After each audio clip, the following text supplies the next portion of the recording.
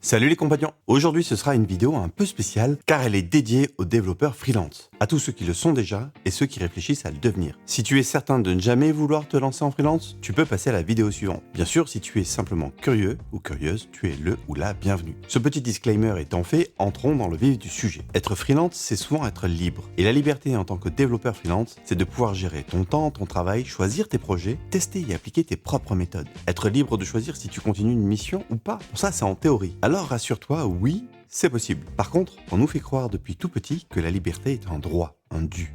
C'est même dans nos valeurs républicaines. Mais en vérité, ça se mérite. Tu peux être libre sur le papier sans l'être vraiment dans ta tête. Si tu as mal au ventre quand tu penses à la fin de mission ou que tu t'inquiètes parce que tu ne sais pas si la mission en cours va être prolongée, c'est qu'il y a un souci. Il y a ceux qui s'inquiètent de leur prochaine mission et ceux qui savent qu'ils rebondiront. Que ce soit par choix ou par nécessité, cette liberté n'est pas toujours facile à apporter.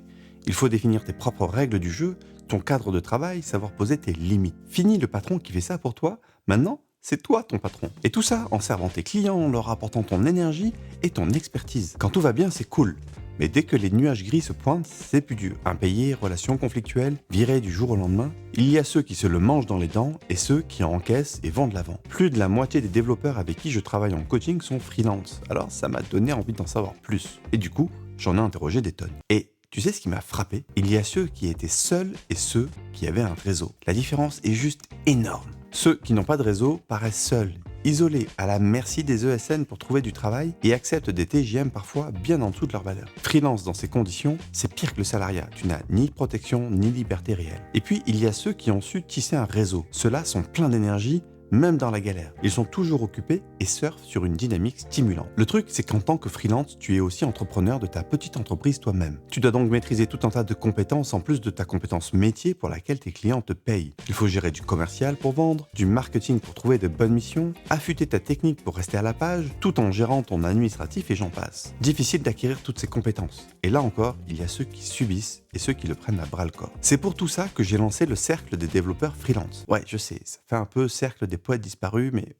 j'ai pas trouvé mieux. Le but est de grandir ensemble dans un groupe de confiance en s'appuyant sur les meilleurs experts pour te faire progresser. Chaque groupe a son animateur dédié. Son job, ça ne sera pas de t'apporter le contenu, ça, ce sont les experts qui s'en occupent, mais d'animer le groupe, le faire vivre et trouver les meilleurs experts pour toi. Concrètement, le groupe se retrouve 8 fois 2 demi-journées dans l'année, soit une rencontre toutes les 3 semaines environ. Une session sur 2 est animée par un expert d'une thématique qui aura été choisi par le groupe. L'autre session sur 2 est dédiée au partage de nos expériences sur le thème de la dernière séance ou sur ton besoin du moment. Le programme est construit avec le groupe pour répondre à ses besoins. Chaque année, le programme sera donc renouvelé par le groupe, avec le groupe pour suivre l'évolution de ses besoins. L'idée est que tu puisses rester dans ton cercle aussi longtemps que cela te sera utile et enrichissant. Faire partie d'un groupe, c'est bien sûr du soutien les uns pour les autres, mais c'est aussi apprendre à vivre ensemble. Que ce soit pour se dire les choses difficiles ou prendre des décisions, le cercle est là aussi pour t'apprendre à le faire. Et oui, la bienveillance, ça se travaille. À ce stade, si tu as envie d'en savoir plus à propos du cercle des développeurs freelance,